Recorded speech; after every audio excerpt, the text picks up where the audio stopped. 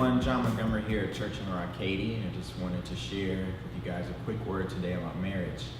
So when you first get married, right, you're in that state of euphoria where your spouse is the greatest thing that has ever happened to you, right? And there's nothing that they can do that's wrong, and the way that they eat is the cutest thing, and how they walk and how they sit in their chair, just everything about them is the best ever.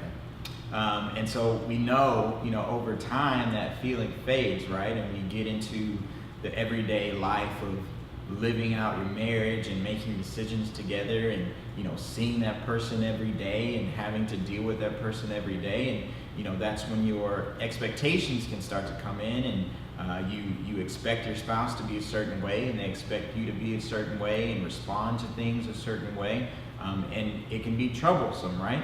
And so just to tell you guys a little story, my wife and I have been married for 9 years now.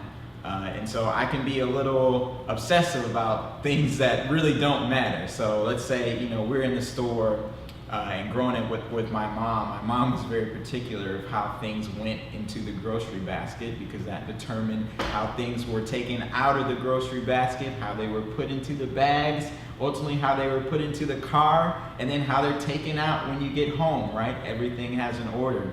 And so that has transferred to me. So I'm very particular when we're in the grocery store how things go into the basket, how they're taken out, how they get put into the car, because it's fast when you get home and you're putting things in the pantry and into the refrigerator. And that sounds really crazy, right?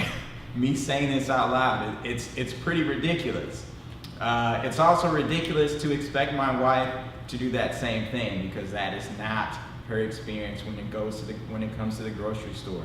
She puts things in the basket as they are. It doesn't matter to her how they go in. And just little things like that, things that don't even matter, those expectations can come in, and if they're left unchecked, they can start to cause problems, right? So the Bible tells us this in Ephesians 5. Husbands, love your wives as Christ loved the church and gave himself up for her. It doesn't say, husbands, love your wives as Christ loved the church, and as long as you make dinner for me at 6 o'clock every night. It doesn't say, love your wives as Christ loved the church, as long as you make the bed, as long as you take care of the kids. Insert anything after that. It doesn't say that. It says, love your wives as Christ loved the church. Our marriages are covenants, right? They are decisions that we have made that no matter what, we are going to love our spouse in the same way that Christ loves us.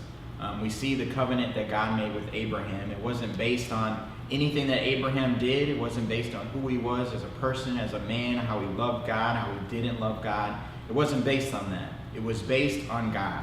It was based on God's love for him.